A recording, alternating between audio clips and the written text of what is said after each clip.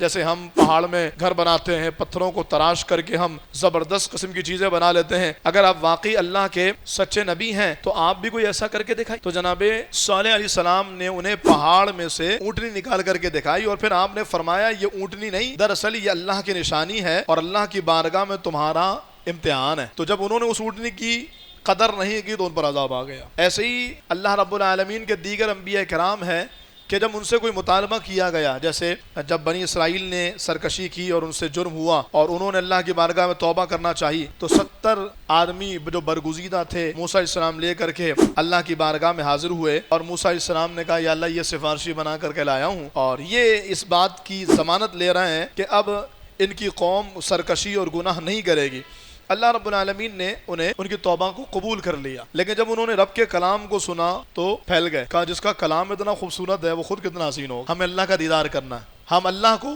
اعلانیہ دیکھنا چاہتے ہیں، ہم اللہ تعالیٰ کو اپنی سر کی آنکھوں سے دیکھنا چاہتے ہیں۔ اب چونکہ ان کے کہنے پر ایک نشانی اور ان کی توبہ اور معافی کا اعلان ہو چکا تھا، انہوں نے پھر سرکشی کی، اللہ نے ایک عذاب نازل کیا اور سب کے سب مر گئے۔ پھر اللہ تعالیٰ کے نبی کے کہنے پر انہیں دوبارہ زندہ کر دیا گیا، لیکن اللہ رب العالمین نے انہیں ہلاک کر دیا۔ تو اللہ تعالیٰ کا یہ دستور ہے کہ اگر ان کے کہنے پر کوئی علامت کوئی نشانی آ جائے پھر وہ نہ مانے تو پھر وہ عذاب کی صورت اختیار کر لیتے۔